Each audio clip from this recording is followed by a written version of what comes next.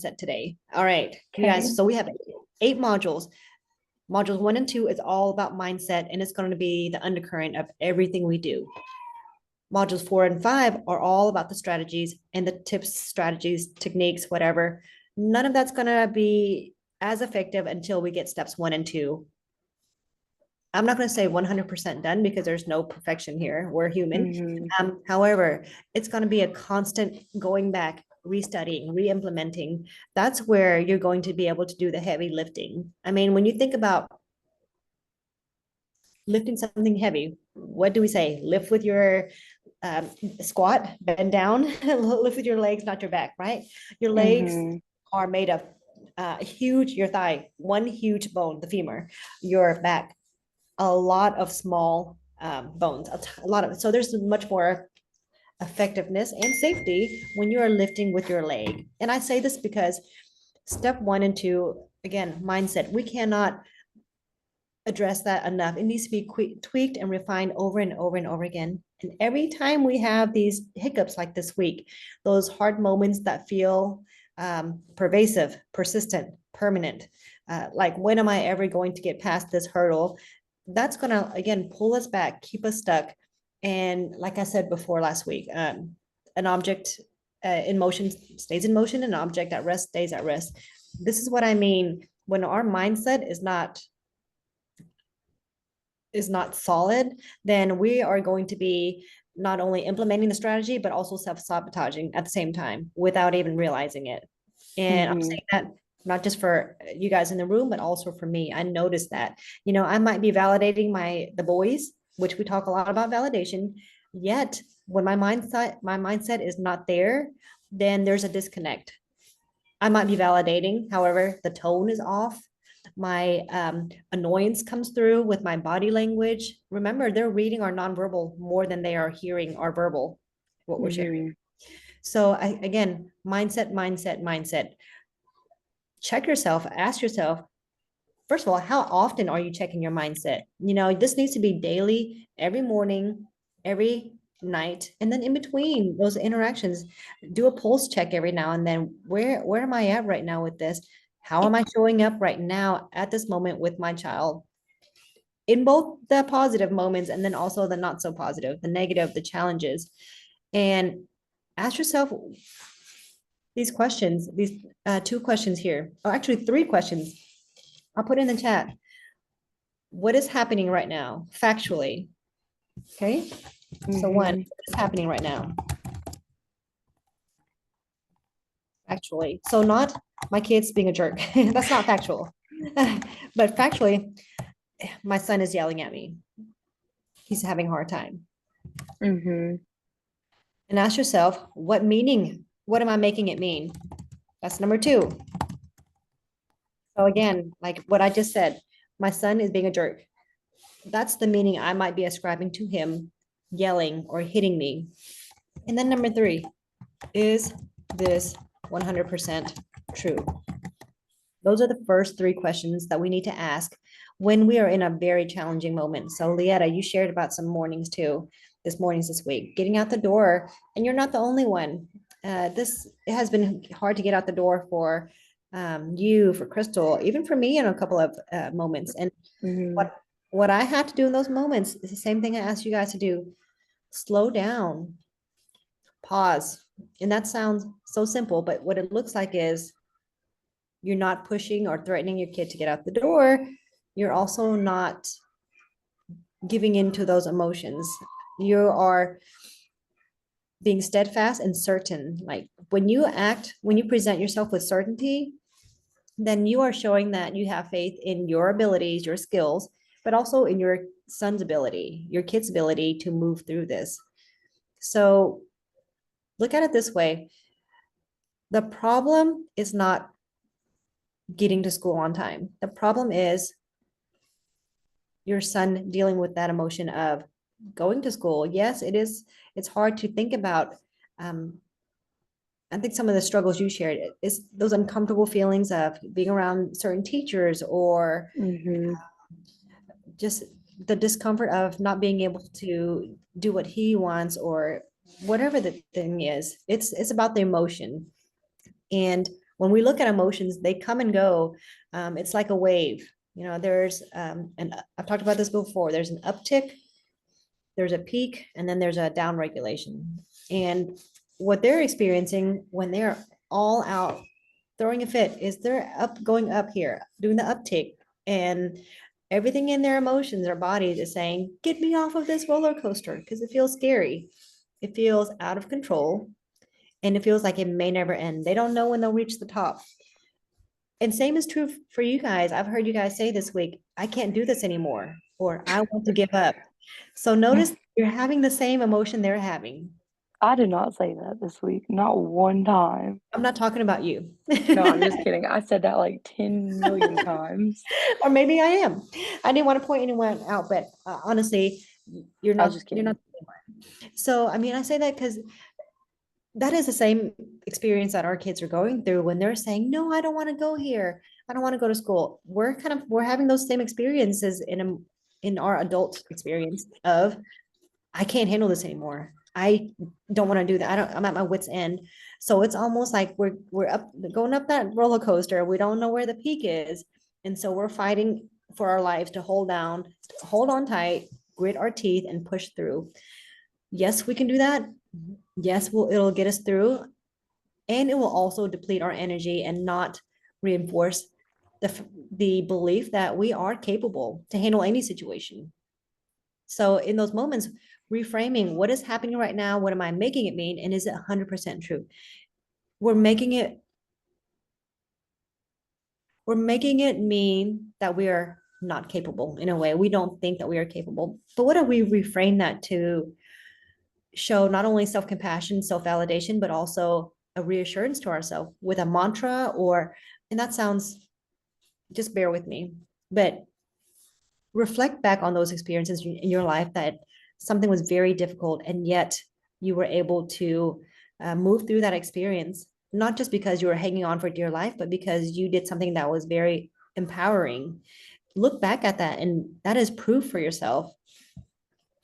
So for example, my one of the things that was really important to me was just having a natural birth. Like I just really wanted to do Mhm. that for several reasons.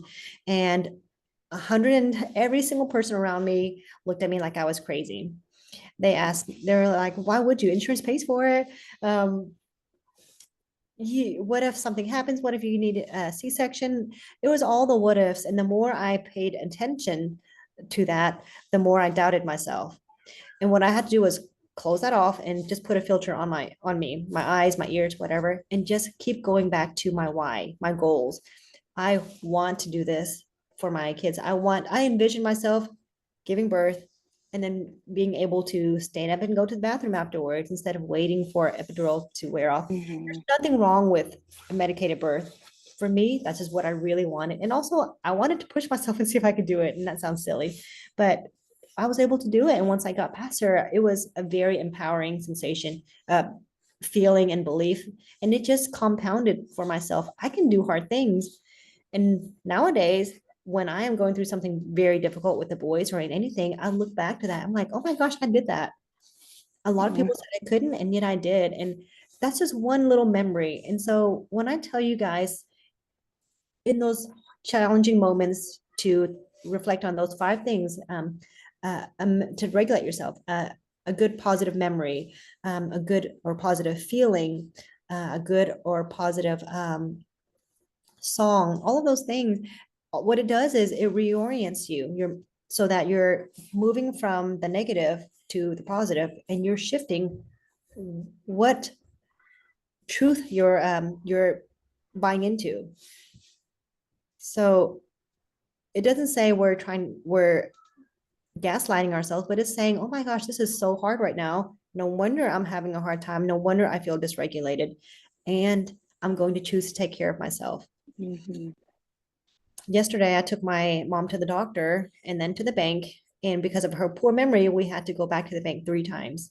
I was dysregulated by the end of that. And my question was to myself is, what can I do in this moment to show up the way I want to? I did not want to be short with her. And I also wanted to preserve mental energy so I could still go home, go back to work, and then go home to my family and just not be a complete jerk. I mean, just to be honest here, what I did was as soon as I got home, I put on my running shoes and I just sprinted up and down the driveway. I had to get, I had to release that energy, stress, Mm, all those, just like joy, all that is, it comes out as physiological sensations. And how do we want to dispel the energy that we need to dispel so that we can move through our emotions? I knew that stress was going to be trapped in my body. And I really encourage you guys, you don't have to sprint up and down the driveway, but move your body. Sometimes with my boys, I I shift it when I'm feeling super annoyed. I'll put on a song and have a dance party, just 2 or 3 minutes. And just that shift there empowers me to realize I just turned a really tough situation into a really positive, connecting experience for my kid. All of that grounds us, all of that reinforces empowerment and confidence in our belief. Leetta, I want to share back actually, you can listen to it. Uh, okay. I think on Monday you shared with me a Voxer app, and you were just sharing how, or maybe it was last week, I don't remember, how confident you feel now as a mom, like how you've been working at this for so long and you're starting to see things fall in place. And I want you to remember that because we have to look back at those experiences, or else we will continue to tell ourselves the Spiral. negative. Yeah. So my encouragement for you guys is two things. And this is your homework. Um, and I'll put it in the chat. Work.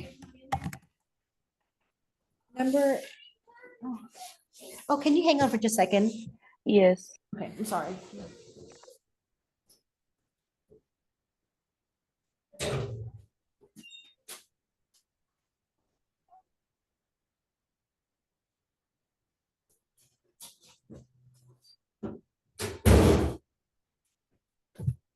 Sorry, I'm back. I had a student at my door. Okay, homework, track the data. Are you there? Yes, I'm here. Okay. Sorry. No, you're fine. I just want to make sure. Two ways to track data. Journaling is one. I will share journaling. Okay. You can do this in a book, write it out. You can do it on your phone, on your computer. There's even apps for this. And the reason for this is it helps you to do two things: process your emotions. It helps to give objective data. I have been journaling consistently for a year now. I have about like a stack of 6 journals. And every now and then I'll look back, and then certain pages will be just pouring out my heart. I just heartbroken over certain challenges. But then there'll also be pages where I'm on top of the world. Like, look at what we have done, we have accomplished in such, in over this time, just with consistency. And I see that more and more. The more I journal, the more I look back, the more I see the things that I write that I'm grateful for. And I see the progress we've made. So you have to objectively track data so you can look back at it. Because in those times when those challenges come, you're just going to think, oh my goodness, everything's horrible. We're never going to get anywhere. Why am I trying? All of that will be even more overwhelming unless you have something to look back at. This could even be a picture. Get your favorite picture of you guys, put it on your car, your dashboard, on your phone, and then actually look at it. My boys, they fight like crazy, and sometimes I tell myself it'll never change. And I choose to reframe and move my perspective to that. And that helps to ground me. So tracking the data, you can use your journal. You can also use something called the Dailyo app. I really like it because over 6 months to a year, it actually gives you a snapshot of that year. And that way you can see, you can track each day and sort of pick, like, it's on a scale of 1 to 5, 1 being like the worst, 5 being a great day. But you can do that for your kids and then see, okay, what is it? Zoom out, and then you can see, well, how many good days do we have? How many more challenging days do we have? On those good days, what were we doing then? It also tells you the activities you were doing on those days. So it really gives you good objective data to look at and see, oh man, we were having a really tough week there. And then also notice, oh, I see the changes we had that week. That's why. So with that, Mm-hmm. you get to kind of make some tweaks here and there. So track the data, whether it's journaling, Dailyo app, but I strongly encourage you to do this because when we don't have our eyes on a target, it's going to feel like a moving target over and over again. We're going to go from, oh, I'm going to work on a better routine in the morning to get us to school to, 500 other things. So, which there's always going to be things to work on, but that's why it's important to prioritize that biggest priority first so that you can gain traction. Your homework, the other homework is to, and I'm going to sound like a broken record, post something on our page.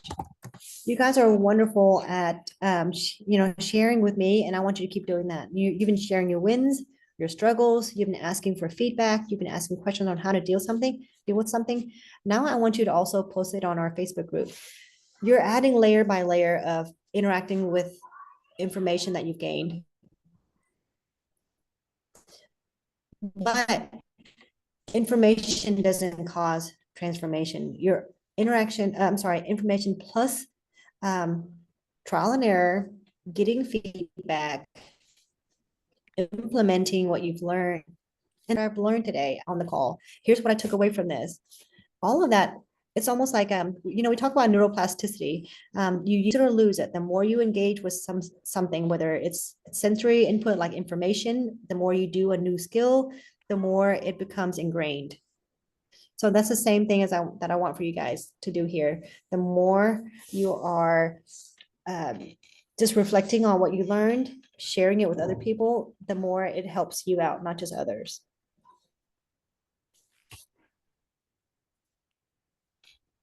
And then the cool thing is you have data to look back at. You get to see, oh my gosh, that was a win that day, or oh, that was a struggle, and here we are now, after trying this and that. So if you need to, go back to module 1 and 2, especially after the program. For me, that's where I always have to go back and review is, am I doing these things? How mindful am I? Is my validation sincere and genuine? Or is it with an ulterior motive of getting them to do the thing I want them to do?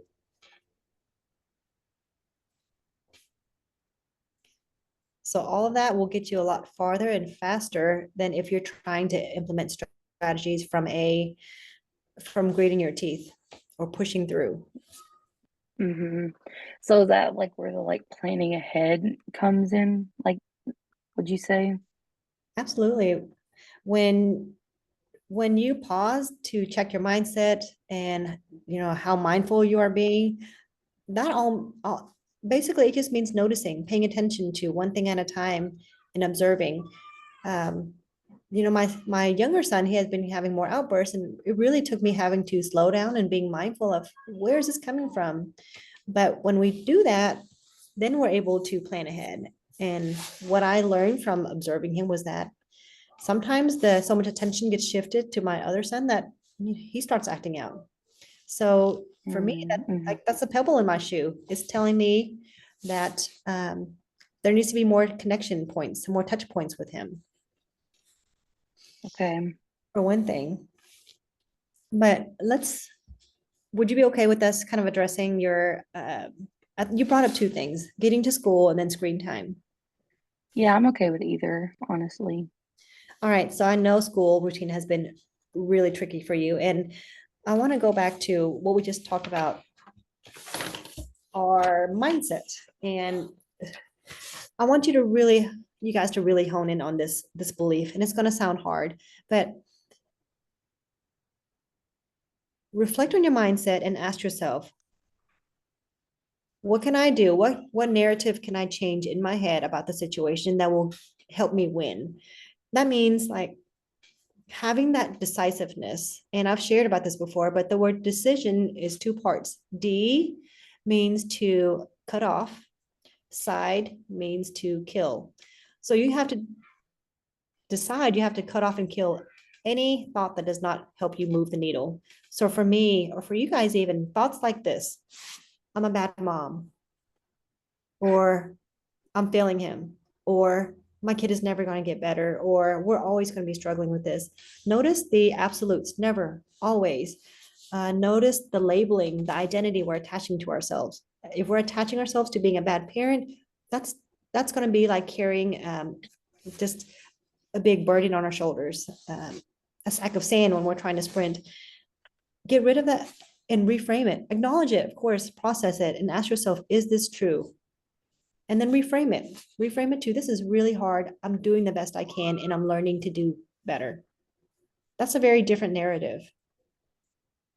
That narrative, it makes a difference between having hope or leading with fear, which doesn't get us very far. Fear keeps us in survival mode. Hope moves the needle. So with the morning routine, have that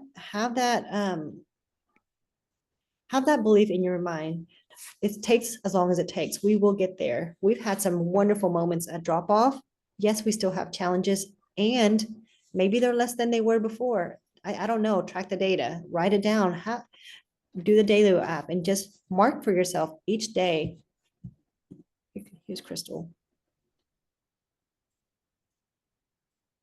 She's getting on. Yeah. Hey, Crystal. Hello. Hey, sorry about the mix up earlier. It's okay. Sorry. Yeah, I had to bring Yara to get her lip tie and tongue tie done, so sorry. Glad I got done. Yeah. Okay, just a quick run through. We're talking about mindset. So today, everything is about mindset. And I mentioned this because I know you've had a hard week. Lietta's had a hard week, and my week has been a little bit challenging too. And what I was saying was module 4 and 5 in the video is, I'm sorry, modules 4 and 5 in the program. It's all about strategies and tips and supports. So listen to that, and just know that modules 1 and 2 are always going to be what we need to go back to.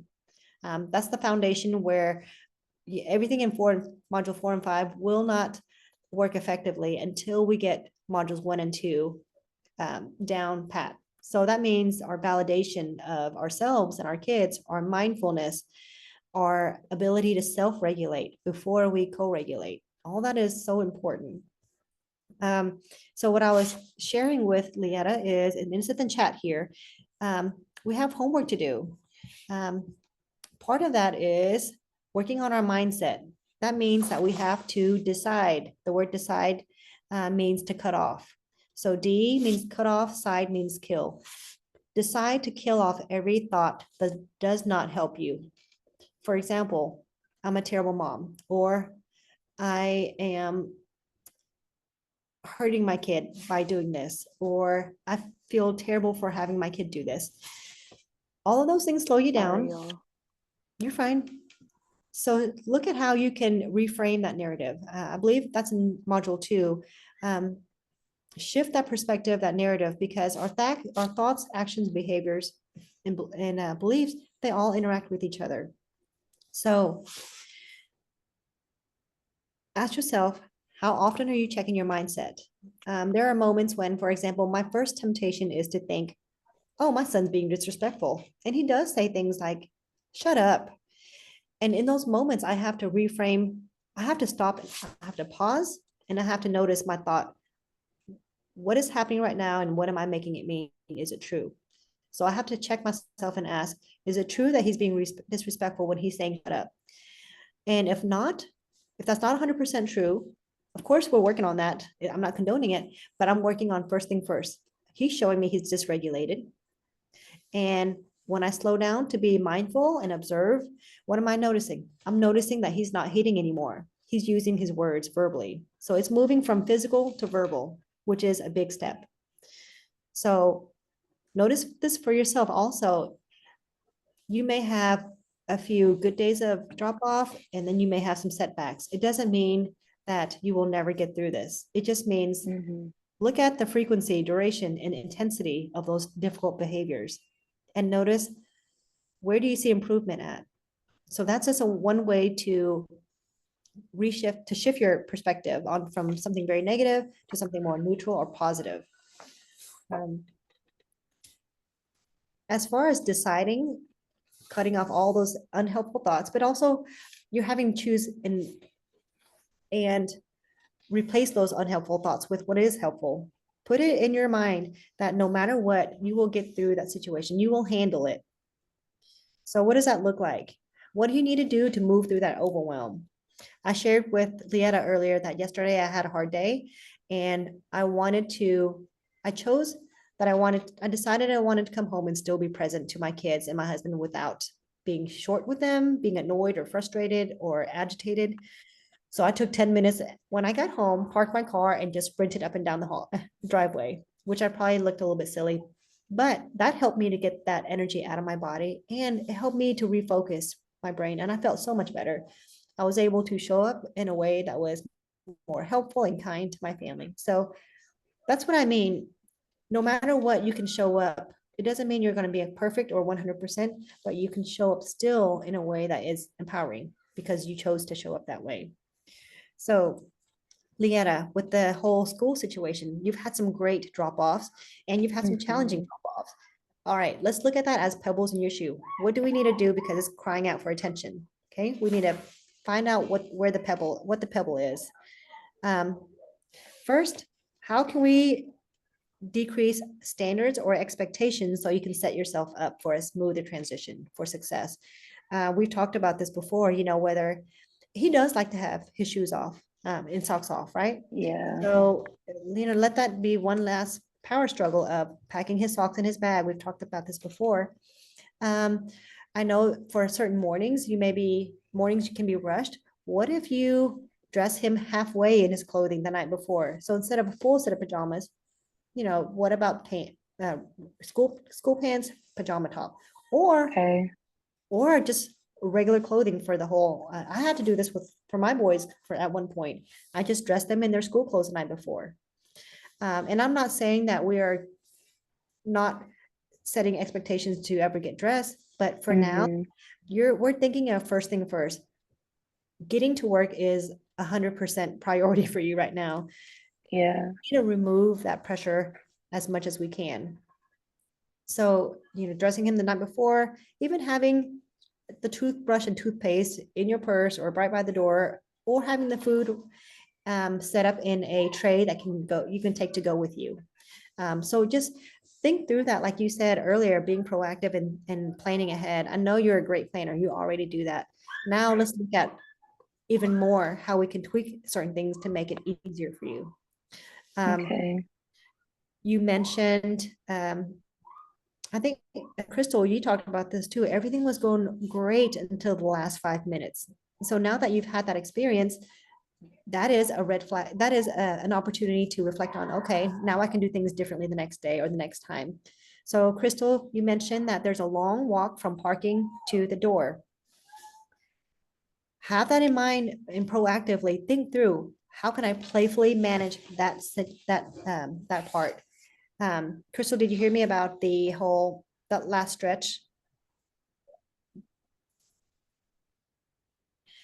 I'll just repeat that real quick. So Crystal mentioned that everything was going well with Asher up until the last stretch of getting to the door, because there was a long sidewalk.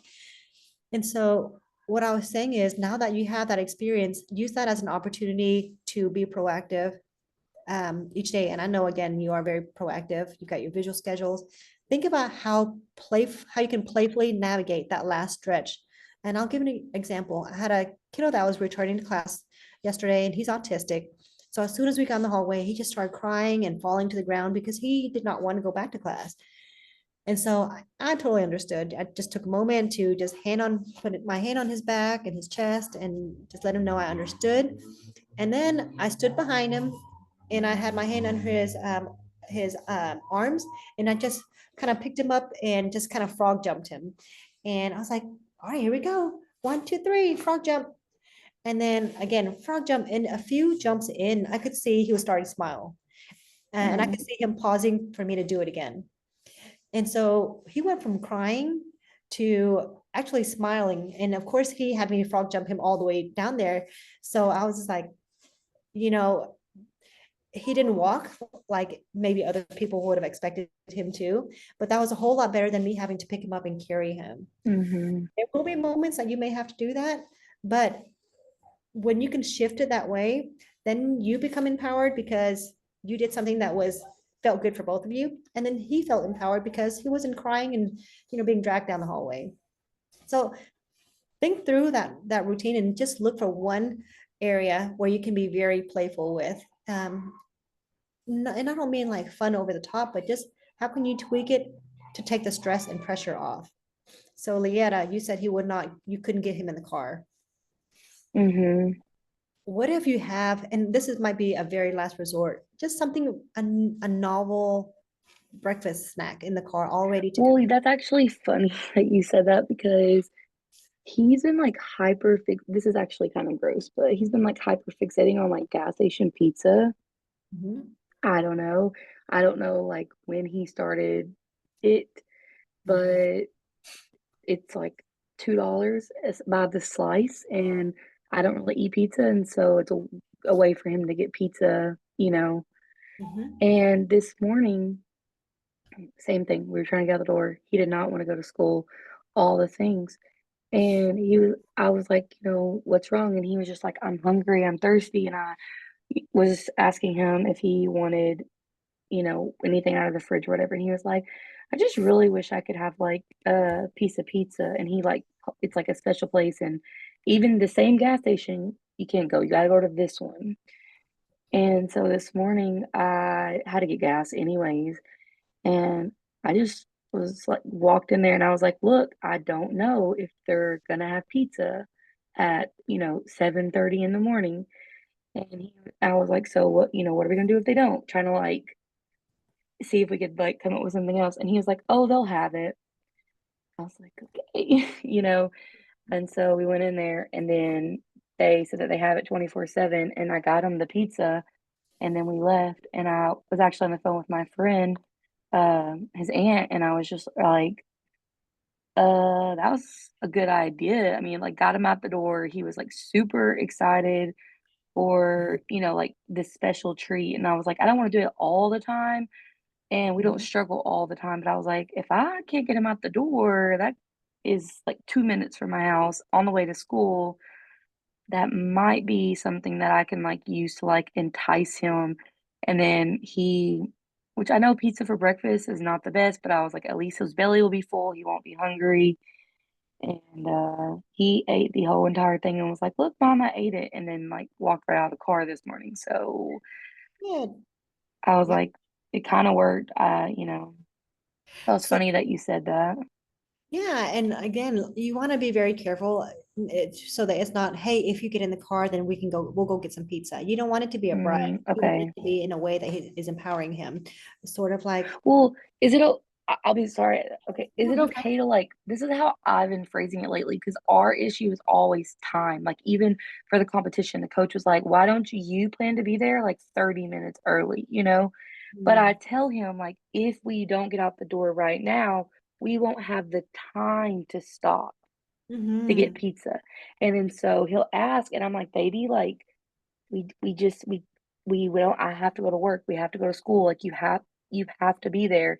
And then he'll be like, "Oh, I'm sorry," and I'm like, "It's okay. Like you're not in trouble. It's just if you want stuff like that, we have to, you know, be helpful and like get out the door quicker." Is that okay to say? Absolutely. Okay. And right there you're giving him a natural consequence. Again, consequence doesn't mean trouble. It just means, hey, this is what happens after we decide to do that. So consequence can be a negative or positive or neutral thing. Uh, Okay. so basically, yeah, you can even phrase it as hey, we can go to get pizza right now as long as we leave in the next 5 minutes, and then just Mhm. set your timer. Otherwise, otherwise we need to go straight to school. So in that way, Okay. there's no if or whatever. The word otherwise can be very powerful. Hey, this is what we can do. Mhm.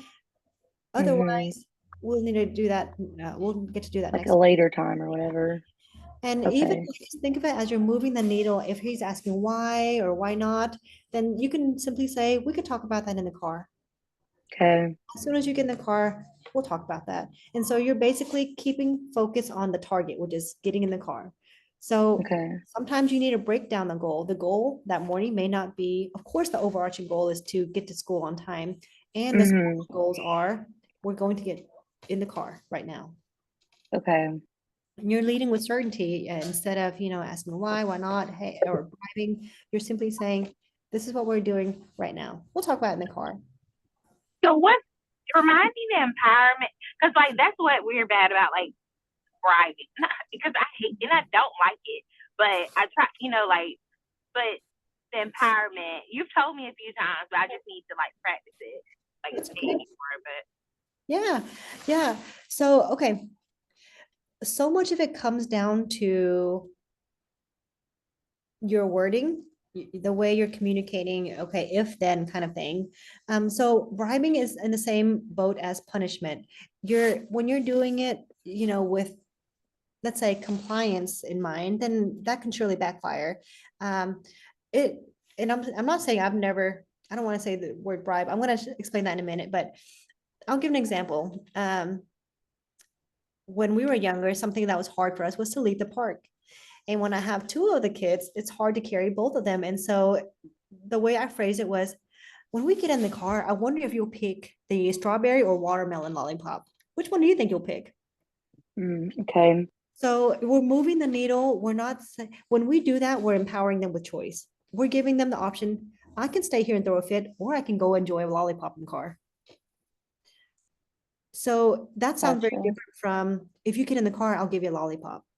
Okay. What that does is it moves the control to you. Like the focus. Yes, yeah. You're giving them, in everything in life, they're gonna get to choose how they do something. I can begrudgingly do this report, or I can put on some music and at least make it, a little bit more enjoyable. Same with them. They can decide to throw a fit at the park, or whatever, or they can decide to go choose a lollipop. can you do it as if you're going to Target, but like I don't know, give me like that's a. Because like I don't even want to take him to Target or because he always thinks that he should get something. So like that's tough, and like that's where I don't think I told you, Caroline. I know I told Lietta, like he tore up Justin's face.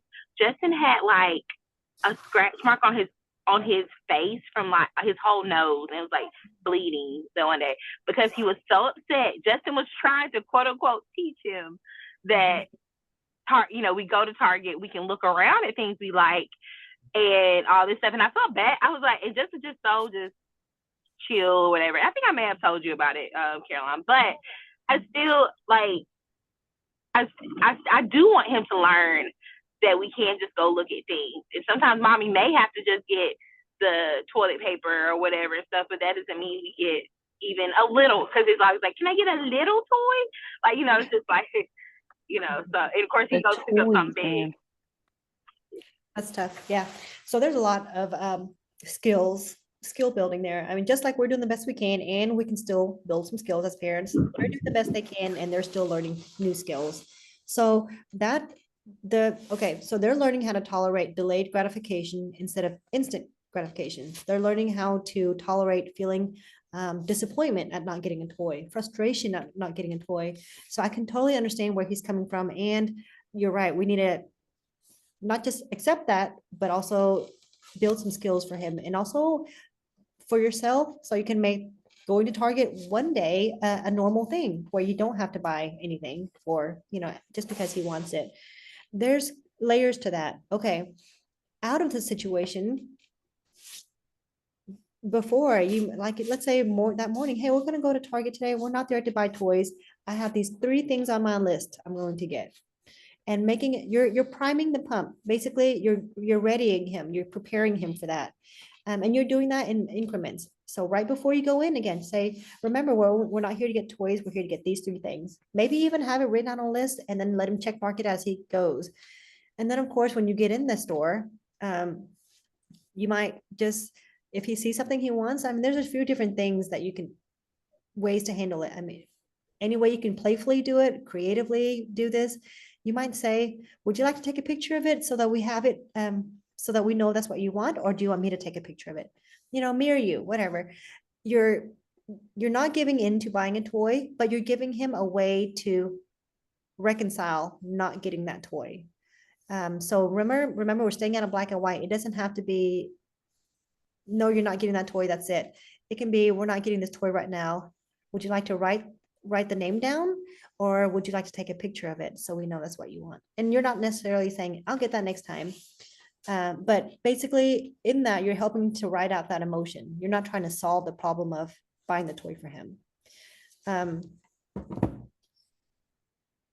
Also, I go back to this a lot, role play. You can role play with whatever, get his figures, his blueies or whatever, and you can role play. Can I get this toy? Remember we were talking about being here just to buy these 3 things I really needed, but I want this toy. Oh, you're disappointed. Would you like to take a picture or draw a picture of it? Fine, whatever. So whatever. You're basically doing gradual exposure of the alternative behavior. So you're not expecting all of this at once. You're doing this out of the moment, so that he can have that ability to recall what he can do. That doesn't mean he will always like do that in the moment, but the more you practice it, the more he will be able to draw from that tool belt. I can do this. I can take a picture, or I can draw, or he might even surprise you and think of his own solution. And that's where you know that the skills are working. He feels empowered to move through that emotion, and then that's left brain, and then move to the right brain, thinking creatively to solve his own problem. I mean, of course he's young, you're going to collaborate, but that, would you like to hold this for me, or that, would you like to help me pick out the toilet paper? Which one do you think? Just giving him autonomy in another sense. So how do you think he would do with that, Crystal? For lesser words, horrible. I mean, because this kid is like, his current obsession is just toys in general. Like, it's not Same. like, it's like magazines. Like we've gotten Target magazine, Walmart, Amazon, and even Dollar General. And he just likes to look at the mag. He just likes looking at it. He's like an expert of it. And sometimes I'm just like, and then I'm like, well, are you slightly autistic? Like, because the way he can tell you anything about these. Like, it's kind of crazy. I'm like, well, you need to be reading. I was like, you just, it's like, it's like, and I'm cool with him, like, loving toys. I mean, I love toys when I was little, but at the same time, I just trying to get that balance for him. Well, and now like kids are really into like watching toys on YouTube. Exactly. That and we is, had to limit that. I know, because they'll see something and then they'll be like, I want that, Mom, I want that. And I'm like, stop screaming. I see it. Because we used to just have commercials, right? We didn't have all this exposure to the toys. So it's like, it's a consumer type of, life that we have. That's, even for us, even as adults, we got TikTok and all these ads and all this other stuff that's trying to get us to buy. And it's also, so it makes sense. But So I challenge you to this. You went into black and white right there. You said horrible. He would not, this. And I will challenge you to this. What if you shift that perspective to, it might work, it might not. I'm going to try it. But you have to try it more than once. You're right. That was my emotions talking. Same. We all do that. I do that. There's been so many times where I'm like, oh, I will not try that. He will not have that. And we will be having a big meltdown. And so look at what I just did. I just prophesied how things are going to go. And what happened after that? My emotion followed that thought. My emotion of anxiety of trying that thing, of fear, and then my behavior followed. I tried to do it, but I wasn't certain. He picked up on my anxiety, and then it escalated even more. But when you go in and say, hey, Asher, yesterday when we went to Target, you were so mad you couldn't get that toy. Daddy's face got scratched up. You were telling him you were really frustrated. We're going to do this a little bit differently next time so that you can handle being frustrated without scratching. We'll figure that out. I'll take it back. Hold on. I do have a positive. We did go to Barnes and Nobles one day, and he did fall out only once and picked himself up. But I mean, it wasn't horrible though. So it was like doable. And I got myself. This is what made him mad. It was my birthday. I don't know if I told you the story. I got a Lego for myself, like a little unicorn Lego, and he's upset that he didn't get anything. So Yeah. Okay, so let's play out that scenario. He was upset. You can validate, oh, you wish you had gotten one too. Mommy does have a fun toy. I wonder if you'd like to ask if you can play with it or draw a picture of it with me, or any playful scenario. I wonder if you'd like to help me build a home for it, or if you'd like to do this instead. Just basically, you are normalizing that emotion of disappointment. I would be upset if my sister got something I didn't, and what am I going to choose to do with that? I mean, he has control over his body, and what you're doing is you're building the insight into how he can control that emotion. Of course, he's not going to be 100% independent yet. You're part of that process with him. But again, I'll tell you an example. My son, exact same way at his age. Now, I'll give you a recent example. We went to the library last week, and he's getting more and more into wanting to read books that are really scary, like monsters, vampires, all that. And to me, I have to draw the line somewhere because we're parents, we're the leaders. There are some things I'm going to, say, okay, fine, there's some gray area, that's fine. And then there's going to be a hard no sometimes. And so he is struggling with the hard no's when it comes to, I'm sorry, this is too graphic. This is not something we can choose. You can choose anything else. So what happened was we were at the library. He kept trying to put it back secretly in the bag before we checked it out. And I stopped pulling it out after a while. We went up to the front, checked it out. And then when I saw it in the stack, I told the lady, this is going to stay here. And he got mad. He pushed the book to the side and then he walked off. And to me, right then and there, I was like, that's a win. He did not have an all out fit. And if he did, we would have handled it. But when we got home, here's what we did. He took like 5 or 6 pieces of blank paper, stapled it together, drew his own monsters there. And then he showed it to me and said, haha, I made my own book. Now I know he was trying to, the way he was doing it was to sort of to get me riled up. But here's what I did. I was like, that was really creative. You were disappointed you didn't get a book and you made your own. And that's what I want for you guys, for them to problem solve their own needs whenever they can.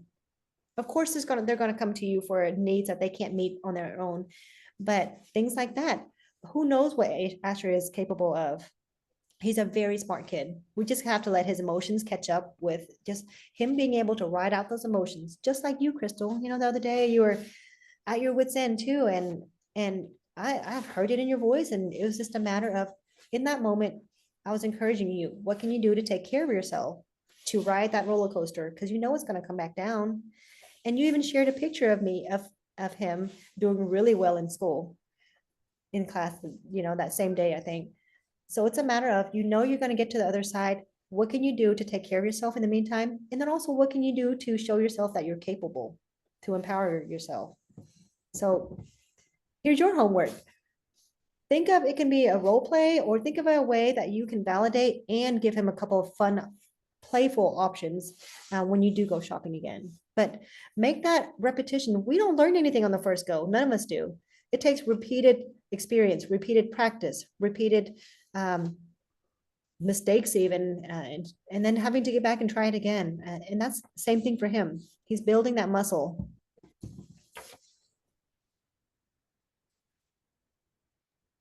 I will try my best. That's not too black and white, is it?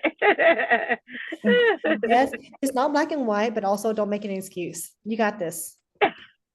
Got it. I love you. Are like, you're so sweet yet challenging, and I love it. Hey, that's how you know it's working, though. You Yeah. need that. Well, it's for, like, I would say this for all of us. We can choose how long we want to suffer. We can choose how long we want to struggle with something that is within our power. So even yesterday, I was telling Leetta, I had a stressful moment with my mom. She's very forgetful. Her memory is fleeting. We end up going back to that bank 3 times for one thing. And I had to ask myself, I can't control that scenario. What can I do when we leave here so I can ground myself? And when I got home, like I said, I went for a run up and down the driveway like 4 times. And that gave me the breath work I needed. That gave me the proprioceptive sensory input I needed. It made the brain fog come down just a bit. And so when I came in, my boys were screaming, I was able to handle it. And that's what I need for you guys too. You're not trying to go in with the goal of, my kid's never going to scream at Target again. You're going in with the thought of, what can I do to make this experience a success for us? Even if Mhm. he does have a short fit, how can I help him to know we're going to move through this and that he can handle not getting that toy? Who knows? Maybe he can make his own magazine of toys since he likes it so much. Maybe he can draw what he wants.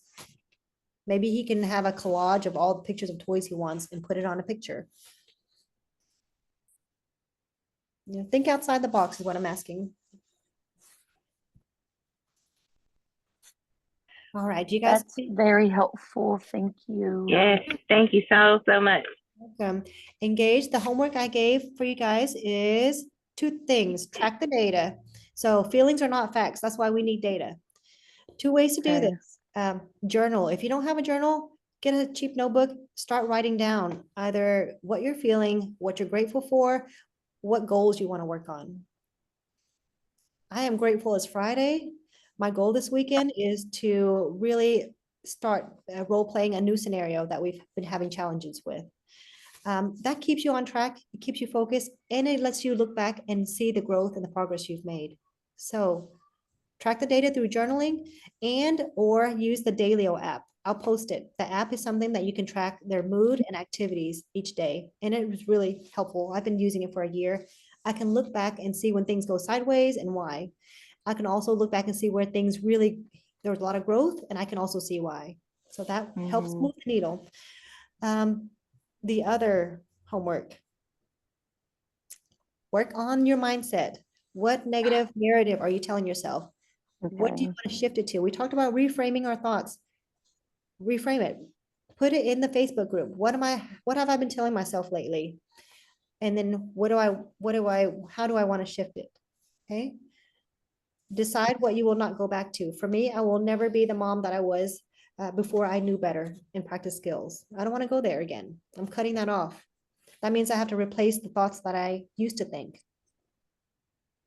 It's not hopeless. I have control. My boys will thrive. They will not have the generational curse that my family has, because Aw. you're sticking, it's like you're making that proclamation for yourself.